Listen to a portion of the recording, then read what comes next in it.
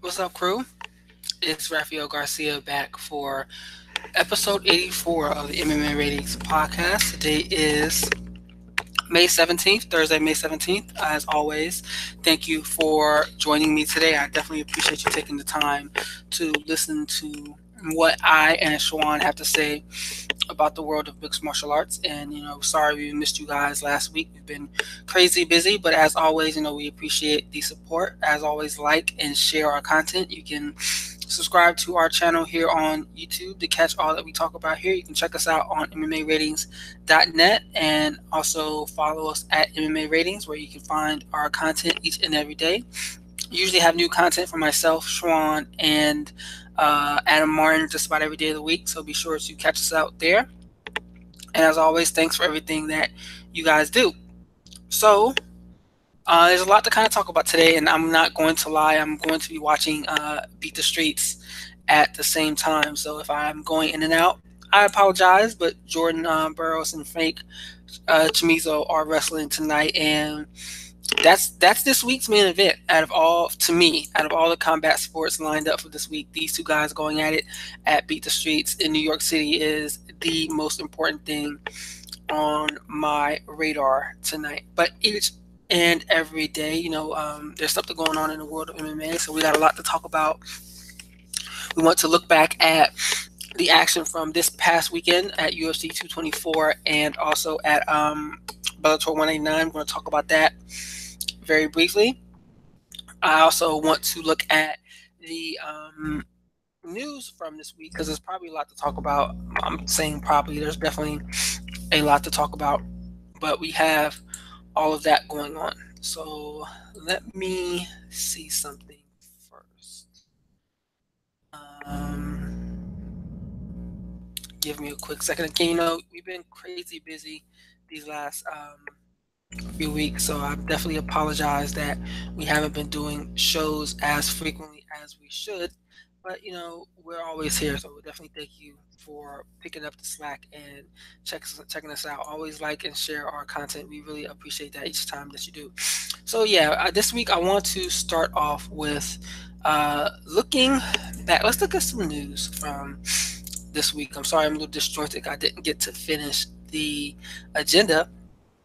But the first thing I would like to talk about, there isn't a lot of huge, like monumental news, like no really big fight announcements from this past week. Probably the most interesting thing I saw is that Brian Stan has been brought on as in a leadership role for Professional Fighters League. And for those of you who are even the slightest bit familiar with mixed martial arts, you're probably aware of who Brian Stan is. He's one of the better individuals within the sport. He had a pretty successful fighting career. Wasn't great, didn't jump off the page, but he had some success in the cage. Had some big fights. I'm thinking of the fight against Chael Sonnen and Wanderlei Silva. So definitely there. So then, but you also have to look back to the competition or not even the competition, his place as a commentator. I think that was really his best contributions to the sport, for lack of a better term. He was great when he was working with Fox. I mean, from a commentary standpoint, very few people can kind of touch him when it comes to being able to speak to the crowd in a way that everyone could understand, those who train and those who do not train, and just someone who is a enjoyable personality. We look back at all the people who are in the sport now, and sometimes there's people that you like and people that you don't like. Well, thankfully, Stan is not one of those characters, as he's someone that's pretty much adored across the sport. Well, as I said, he was brought on as a part of PFL, and it was announced today, and that leadership role hasn't kind of necessarily been fleshed out because he's a part of the fighter and competition rules committee, and that's kind of saying a lot. It doesn't necessarily hammer down his exact role. But I'm happy for this because I think he's someone that has a lot of credibility in the sport. As I mentioned, as someone who has fought, he has definitely someone that fighters respect, and he's someone that fans respect as well. I would find it, you would be hard pressed to find someone from a fighter standpoint that didn't love Brian Stann, and I'm sure that he has a lot of knowledge to bring to this conversation. So let's see. It should be interesting to see his contributions to the sport, because I think that he's going to definitely have a lot to offer. But that was probably the biggest news that came out today, and that's what I wanted to touch upon first. And if you already are unaware, my boy Schwan is not here today. I'm not sure if he's doing something with one of his multiple children. He is. I mean, Schwan is basically super dad. Dude's always doing something, always all over the place. So I really, appreciate that dude for all he does for this network.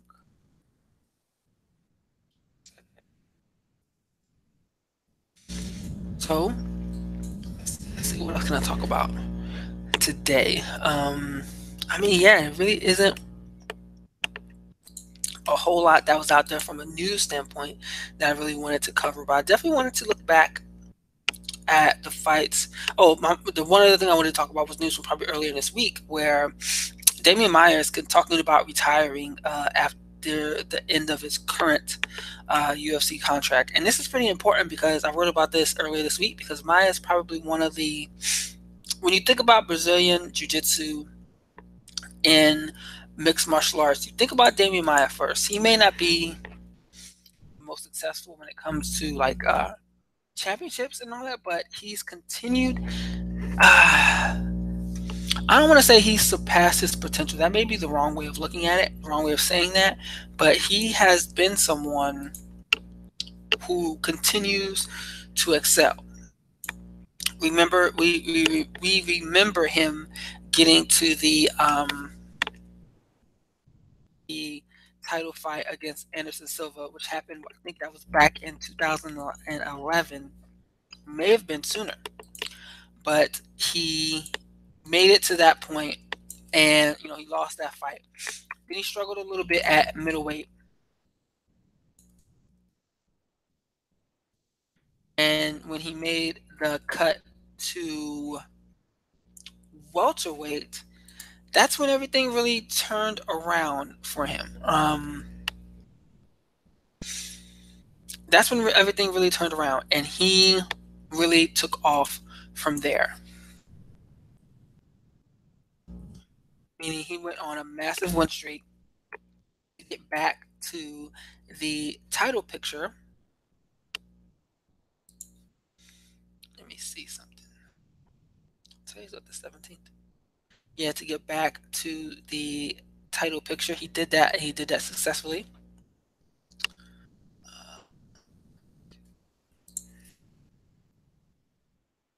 And he did so. Let's see what that string of wins looked like for him. Give me a second.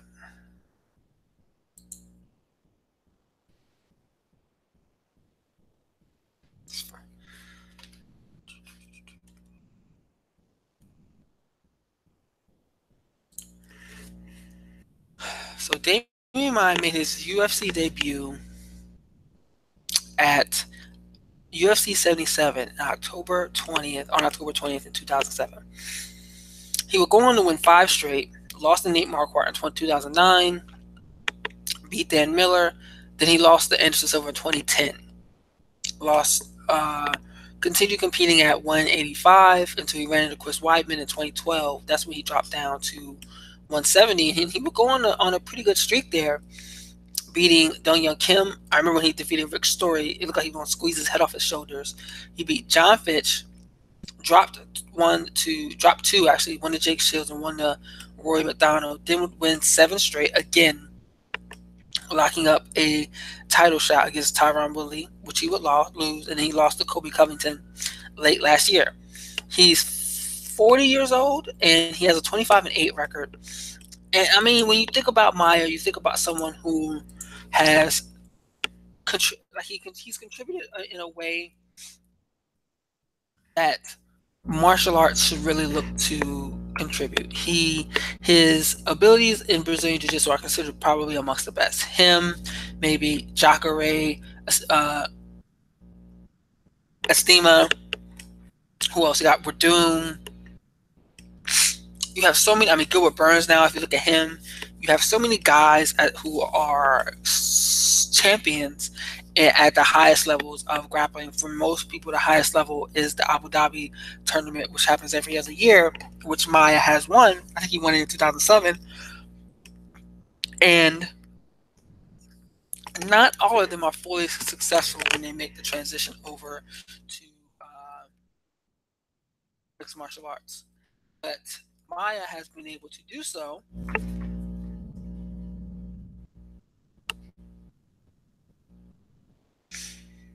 And he's been able to do so because he has continued to look good each and every. I mean, he's been like there aren't any complaints about what he does when he goes in there to fight. And it's so interesting because not only does he go in there, everyone knows what he's going to do. Everyone knows that he's going in there with the intention of scoring a takedown and getting a submission. That's his game plan time and time again. But what's unfortunate is that opponents always struggle to stop that. It's always a simple situation where and that's what makes jiu-jitsu so special. It's the fact that when it comes to high-level jiu-jitsu, you know what's coming,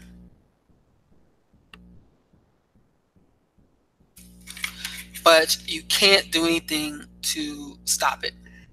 That kind of solidifies Demian Maia's style and a lot of his career by itself, because everyone always knew the way you stopped Demian Maia was to stop him from taking you down. If you can do that, then you have an opportunity to win this fight. And when you look back to the guys that defeated him, a lot of guys were able to do so by staying off their back. I mean, Nick Marquardt had that KO 21-second knockout back in 2009. But all of his other losses came by decision.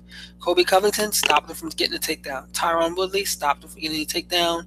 Roy McDonald was a little bit of a different situation. Jake Shields kind of implemented his own grappling game. I mean, and that tells you how great of a grappler Jake Shields is. He's probably one of the guys I believe is probably most underrated when it comes to his grappling abilities in mixed martial arts. But you see him getting win after win when he's in the competitive grappling space against everybody not named Craig Jones. Chris Weidman stopped him from getting a takedown. Mark Munoz, same deal. Anderson Silva, same deal. But even still, with all of that knowledge and all of that understanding of Maia's game, so many people were unable to stop him from doing that. Guys, he would get the takedown and basically go to work. Look what he did to Carlos Condit. Look what he did to Matt Brown. I mean, Gunnar Nelson, another substantial grappling competitor with a wealth of experience, was unable to cut anything against Maia. He was basically controlled the whole way through. Ryan LaFleur, another good grappler, he didn't have a shot. So, I mean, it's basically well understood that Maia's going to go in there, take you down, and do the job. So listening to him talk about retirement, I don't want to say it's unfortunate. That's not the right word, because it's about that time. You know, guys get to that point where, yes, it is time for them to eventually retire. But Maia's skills need to be appreciated because he was able to take his almost encyclopedia-like knowledge of Brazilian Jiu-Jitsu, apply that to MMA, and he got considerably better over time in his striking and in his wrestling to bring it all together and be successful with that. You don't see that so much anymore. Now you see guys who are coming up as a MMA competitor learning all facets of the game. They don't come in as specialists anymore. I mean, like you have like Aaron Pico who has been training everything his whole life, and wrestling was his forte, but he's been learning everything for years, well beyond his first fight. Rory McDonald, another name, he's been training mixed martial arts for an extended period of time, and that's why he's been so successful. But Maia is one of those guys who is a purist when it comes to jiu-jitsu, and seeing him get to the heights that he's gotten really kind of elevates Brazilian jiu-jitsu at the same time. It'll be interesting to see if he goes back into the competitive grappling space. I doubt it. But we'll see what happens with that. One of my favorite Demian Maia quotes is when he talks about the fact that he's going into the fight and he's not trying to hurt his opponent. Let me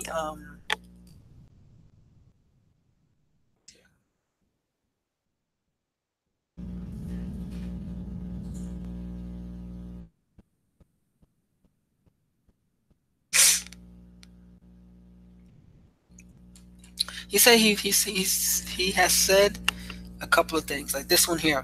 Fighting for me is a chess game. I'm not angry with my opponent. I just want to go in there and win. And he also said something along the lines of, let me see something.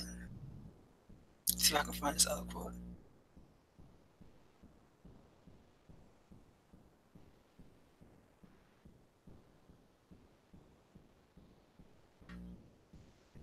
I can't find the other one, but he's definitely someone that I appreciate in mixed martial arts. He's a personality that the sport has long appreciated, and if he does retire at the end of this deal, I don't blame him, but hats off to him for a very successful run.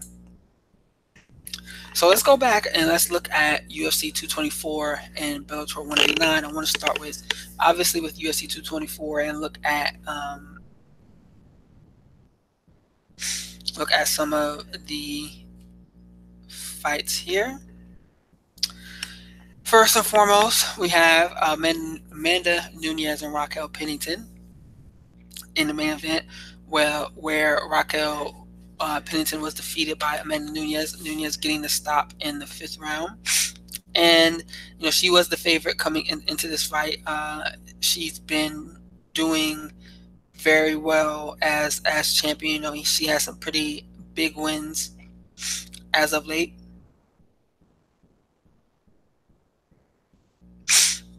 But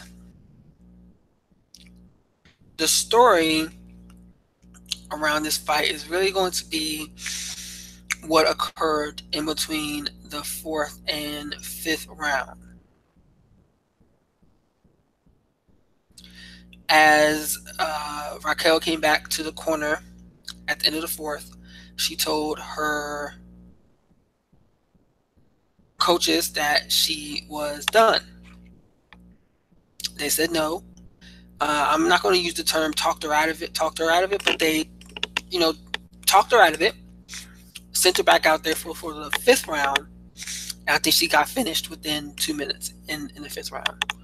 There's been a lot of criticism thrown their way for sending her back out there. Raquel has said that she agrees with their choice and that she basically thanked them for not letting her quit. And the narrative around this is, on one side, you have people that are like, hey, we have to protect fighters from themselves. We can't allow them to put themselves in danger like this when they are, we know fighters are not going to quit.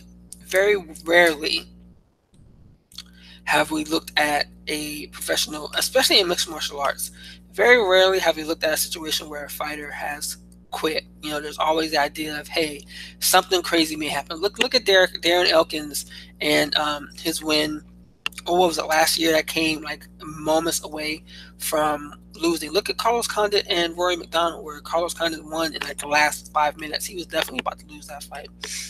There are so many different situations where that has occurred, where it's almost difficult to say, hey, corners were justified in calling off a fight or waving off a fight. This is not like boxing. This is not like boxing is the only one I can think of where they have those kind of stoppages. This is not where someone gets mercy ruled.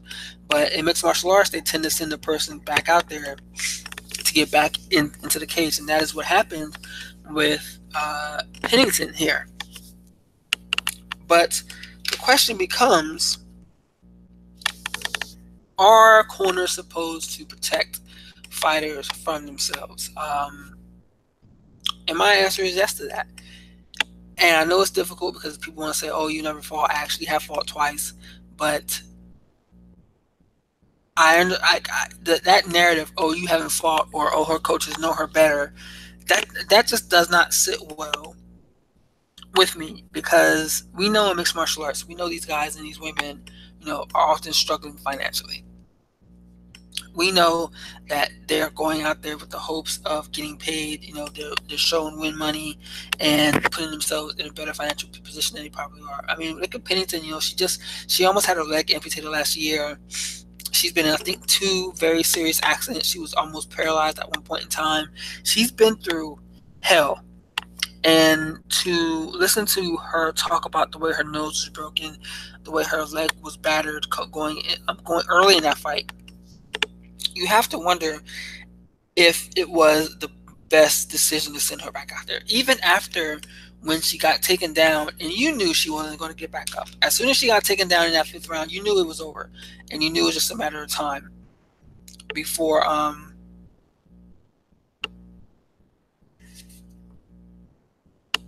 something went down.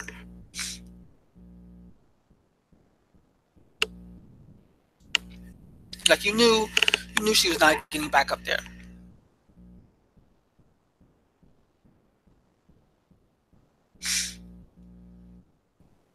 But they still did they still let her out there and didn't stop the fight. I don't think that they should be reprimanded or anything. They should be punished. Let's go ahead and take that terminology out there. But we should definitely look at some type of training, some type of, hey, in situations like this is how we have to respond. Because these fighters are being put in very dangerous positions, and this was definitely one that no one wanted to see. This is one that no one wanted to be a part of, and it's unfortunate that it occurred. I understand that Pennington has her stance that, hey, she's okay with what happened. Tisha Torres kind of said the same thing as her fiance, and it was a difficult situation for me to watch. It was just not a good look to me. Looking forward for this division, though, the bantamweight group, you have to wonder if it's barren, for lack of a better term. We often talk about men's flyweight as a division that doesn't really have any contenders. Women's bantamweight is in a tough spot as well, too, because I was just looking over the rankings today, and I was like, well, the only name that jumps off of this list, there's a couple of names that kind of stand out. Obviously, you have Nunes as a champion. You have Holly Holm at 1. I don't think Holmes fought Nunes, but you have Holly Holm at 1. I'm not sure how she's still sitting at number 1. Caitlin Vieira, Juliana Pena. Pennington's dropped down. Jermaine Aronimi is still up there. I don't even know if she's still even in the UFC. You have Kat Zingano and Marion Renault. They have a fight coming up. If Kat Zingano gets the win, even though she's been struggling as of late, I could see the UFC going that route. Or if I'm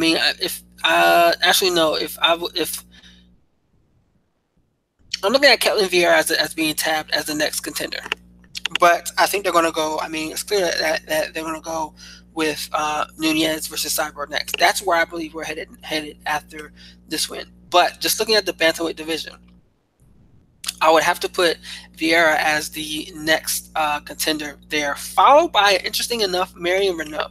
I think she is on a tear. She looked good in her win over Sarah McMahon recently. So, and I think she's someone that's making some noise.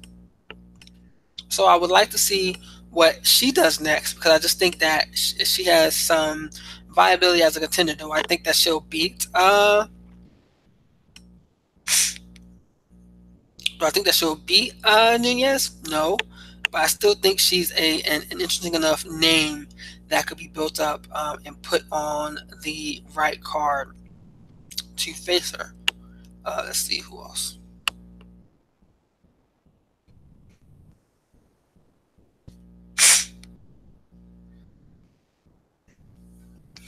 And that's really it. When I look at that weight class, I look at that division. I just don't think that it's a strong enough group, and I'm interested in seeing what happens next. You know, the flyweight division has kind of come around, and it hasn't necessarily, it hasn't cannibalized the bantamweight division, but I think that the bantamweight division was in trouble to begin with. There wasn't a lot of depth there, and we're really kind of seeing that now.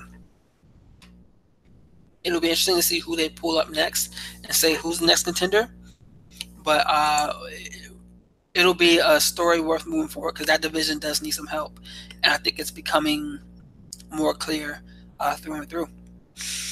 And Kelvin Gastelum, he got a big win in the co-main event where he defeated Jacare via split decision. I know it was a very close fight. I saw a lot of people had it for Jacare. Some people had it for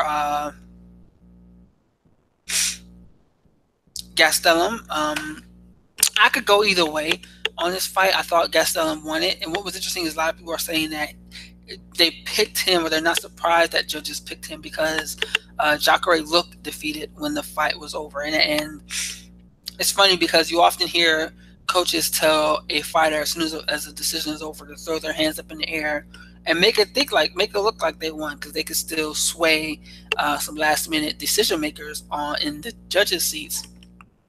And while you never want to see that, this is a situation where I can understand that it occurred. Jacare did look defeated. He looked like he was upset with himself that maybe he didn't perform as well as he wanted to. So it's understandable to say, hey, maybe the judges saw his body language and were like, okay, he feels defeated, so that means he was defeated.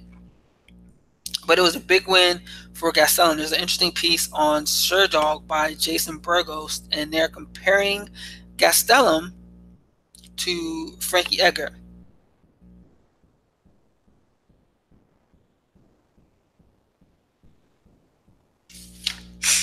And that is a pretty good way of looking at it, because I feel like he's someone who, I think he's one clean win away from a title shot. Because let's see, right now he's sitting number 4 behind Luke Rockhold and Chris Weidman. Yoel Romero is the interim champion, or is he Oh, he's an interim champion, because Robert Whittaker is still the champion, I believe. I don't know what the hell's going on with the title picture in the middleweight division, whatever it may be. But Luke Rockhold is 2. Chris Weidman, who has defeated Kelvin Gastelum, is 3. And then there's Gastelum. Weidman hasn't fought since July, since beating Gastelum. Rockhold last appeared where he fought Yoel Romero and lost that fight. Whittaker and Romero are scheduled to fight in the next couple weeks. I do believe that Gastelum could be slated in to face the winner of that, because Rockhold and Weidman both have lost recently enough that, and they both lost to Romero, that they can kind of be taken off as I don't want to say an old contender, but a contender that no one wants to see in the title picture now. And the UFC seems to be handling their matchmaking in a way to create new contenders instead of just rehashing some of the old lot. Right now, Weidman and Rocco are part of that old lot, and Gastelum is not. So I can see a world that we live in where Gastelum faces either Romero or Whitaker before the end of this year. Could he be slated in one more fight? Yeah, but the only fight that makes sense to me from a ranking standpoint, I mean, let's look at it. Rocco he just fought. He just lost to Romero. He probably won't be interested in a Gastelum fight. Weidman's already defeated Gastelum his last fight. He probably won't want to fight him again. Then there's Jacare at 5. Bisping's talking retirement at 6. Gastelum's already beaten him. Derek Brunson, I mean, that's not a big fight for that's not a big fight in any shape or form.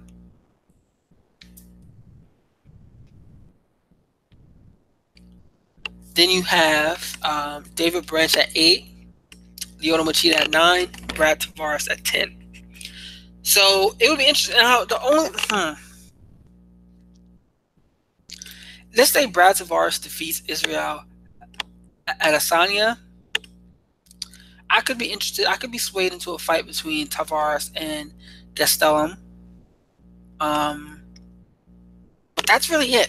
Outside of that, I can't see any other fight other than a title fight for the Ultimate Fighter winner alumni in the near future. And I think that injuries aside could happen at some point in time this year, which is huge because Gastelum's someone who continues to excel. And I wrote about this on the site this week. He's someone that the UFC has properly built up as a prospect because he struggled early. But he's continued to develop even after his losses. So I think that's a stellar example of prospect development within the UFC. On the flip side of that coin, we have Mackenzie Dern. And where, the story about what happened with Dern is, well documented.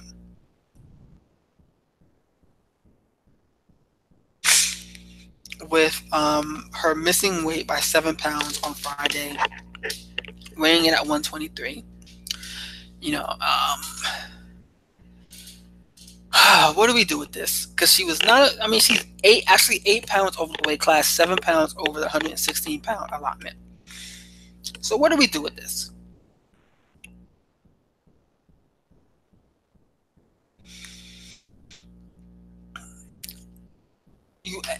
Man.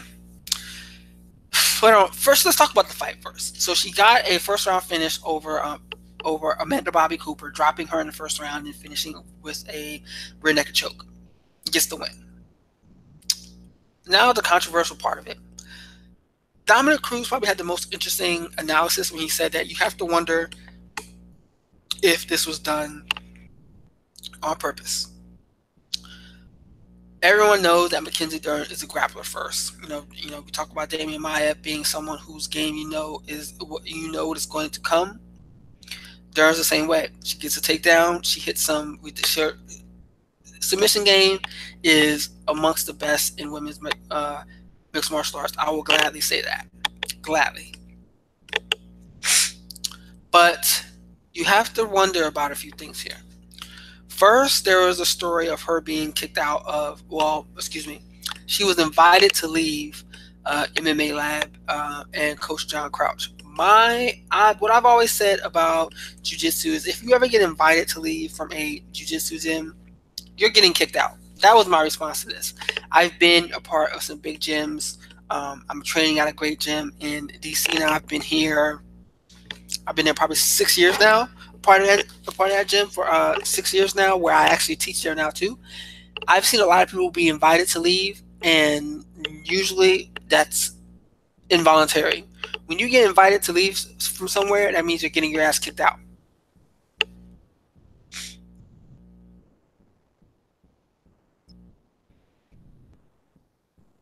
Wow, Kyle Snyder is losing at Beat the Streets, and that does not surprise me.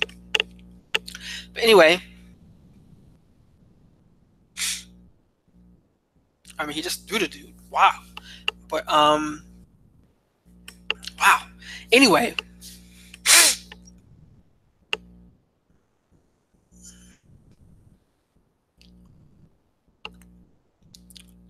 in my opinion, Dern got kicked out of the gym. I'll just go ahead and say that. So seeing her come in, and when she flew into Brazil, she was at 139. She was at some ridiculous weight, higher than definitely what she should have been. So to hear that she couldn't miss weight didn't surprise me. Supposedly she was unable to try, and she just wasn't. She didn't look sucked in. Didn't look anything like that. She just looked real complacent when she stepped on the scale.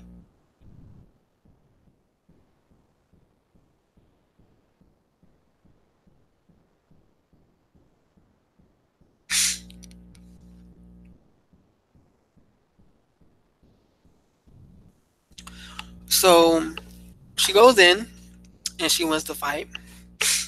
I already threw the controversy out there. I would not be, because you haven't really heard too much from the UFC. Usually in situations like this, Dana White, someone like that is down to throw somebody under the bus. You didn't really hear that with Dern. We are well aware, that they want her to be someone who becomes like a big name for them. She can draw. She fits right into the male demographic of the type of female fighters they like to promote. She has the backing of the Brazilian audience, that everyone supported her, even though she was grossly overweight for the weight class. So there wasn't a lot of backlash. There wasn't as much backlash as you saw with someone like Anthony Johnson or Kevin Lee or other figures who have failed to make weight in fights. But what's even more interesting, if you look at the UFC rankings today, she was slotted in at number 15, bumping out Angela Hill out of the rankings. And if you follow Angela on Twitter, she's been calling for a fight with Dern. She's been calling for any fight, to be honest, and she has not been booked. Dern has fought twice since Angela Hill's last fight, which was a win. And it's interesting. That's an interesting story to watch. I'm not saying something big will come of it, but I wonder why the UFC has not booked Angela Hill. She's someone who can.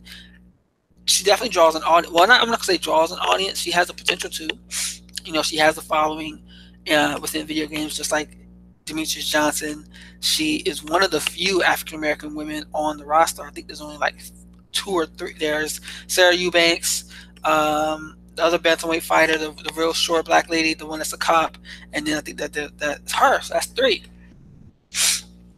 So we have to wonder why they won't really book Hill, but we understand what they're trying to do with Dern. I understand they're trying to build her into someone who is a big time star, and I get that, but I think she got let off the hook easy for what she did here. It was very unprofessional of her to miss weight by such a large amount, and it's just sad that this whole situation occurred.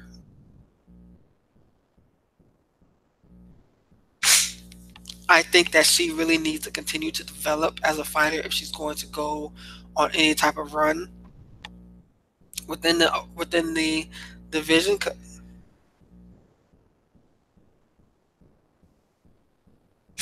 she's in a bad spot right now because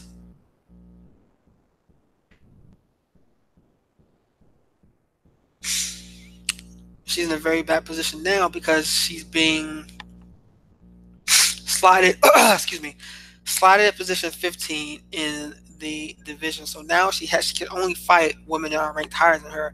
Maybe they can book that fight against Angela Hill as something that's next for her, and keep her out of fighting a top ranked opponent. But Angela Hill can beat her if she can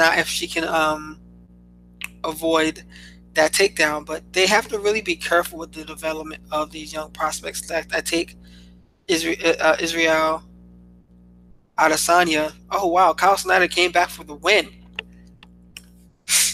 but he was down 8-2 at one point. Wow. But if Israel Adesanya loses to Brad Tavares, that's an opportunity for them to kind of take him back to the shop and rebuild him. But if he wins, Tavares is ranked number 10 in the division. He can't go backwards from there. Adesanya, that is.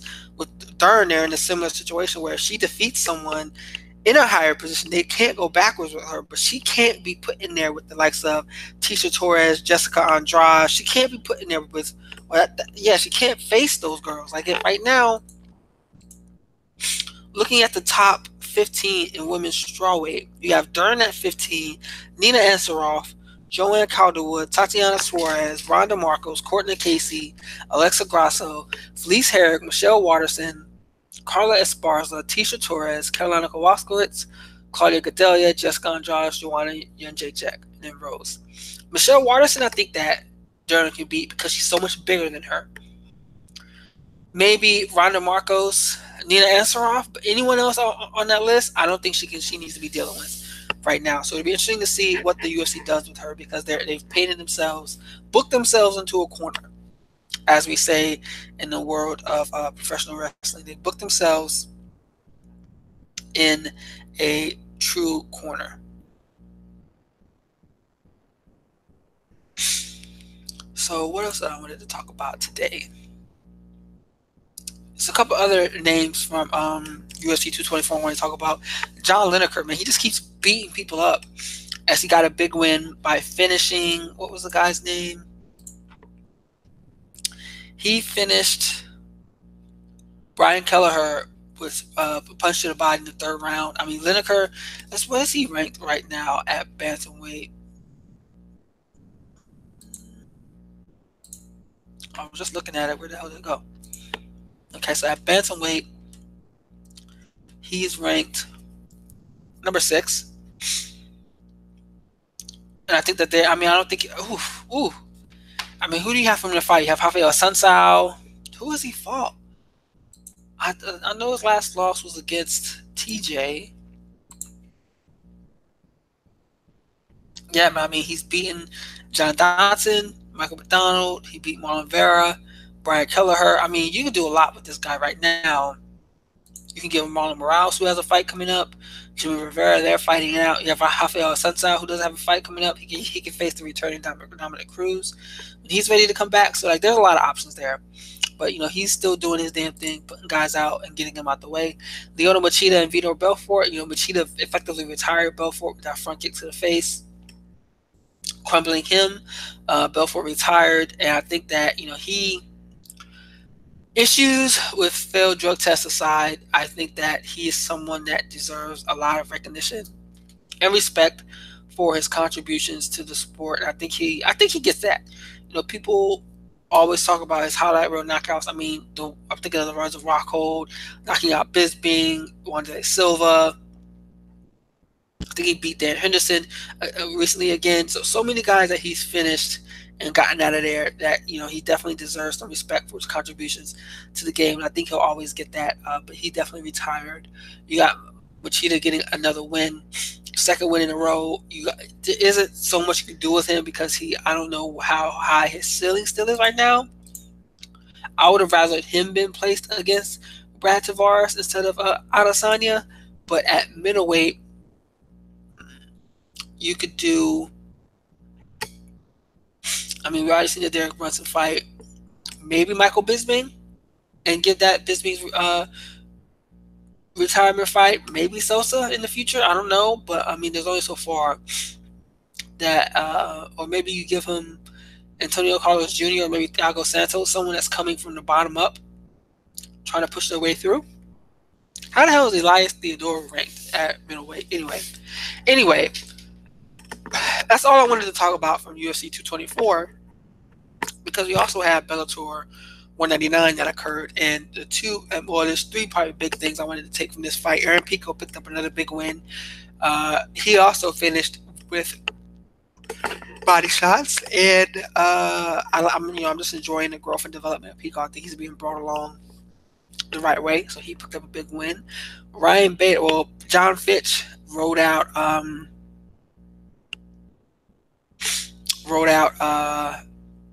Paul Daly. There's even one point where Paul Daly was booing during a fight, and it's like booing what? Booing himself, booing the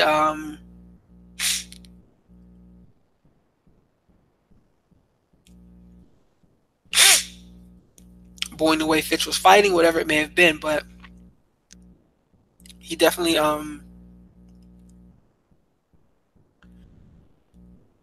lost the like John Fitch basically won the same old John Fitch way. Then we have Ryan Bader finishing Muhammad Lawal, King Mo, I think in like 15 seconds to advance to the next round of the heavyweight Grand Prix. I believe he faces Matt Mitrione next.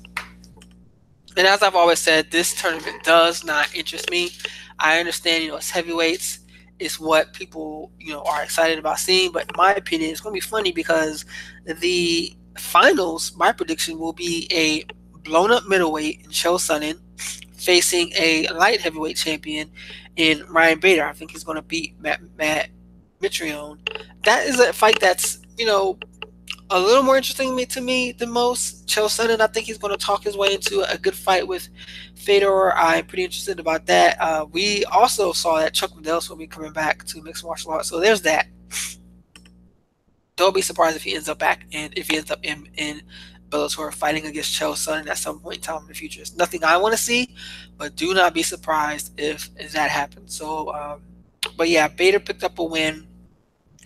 Now he's facing Mitrione in the future at the next round, and he'll be facing the winner, or the winner of that will face the winner of Sonnen versus Fedor. So we'll see what happens with this Grand Prix, but it just has not lived up to the hype. Well, I never had any hype for it. I remember when Luke Thomas gave me shit for not being hyped about it, and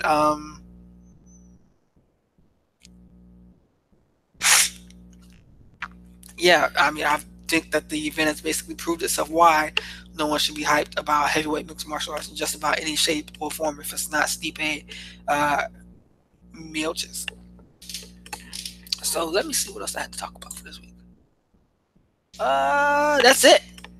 We've gone for about 45 minutes. Talked about a lot here, recapping a lot of things that went on last week, and there wasn't a lot of news from this week. If you're not doing anything, be sure to watch Beat the Streets. You can probably catch the stream on Flow Wrestling. You can definitely go back and watch there, but the main event's about to start, so I'm definitely going to sit down here and enjoy me some high-level wrestling. But as always, you can follow me at R Garcia Sports. You can catch all my ramblings about MMA, professional wrestling, football, basketball. The playoffs going on. Hockey with the Capitals inching closer to the finals. I may have to watch that. And just about everything going on in the world today. Follow Schwan Humes, my co-host, who was unable to join us today, at Black Jordan Breen.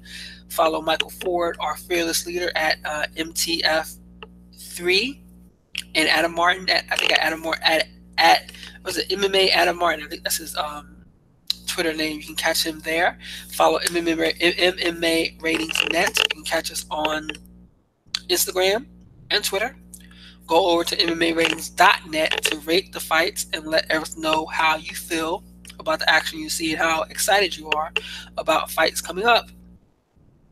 And overall, just thank you for your time. Like and share our content from YouTube, this podcast here. Subscribe to catch all of our work on a weekly basis. And as always, we appreciate you taking the time to listen to our show. Thank you all, and have a great Thursday, and have an even better weekend, everybody. See you guys.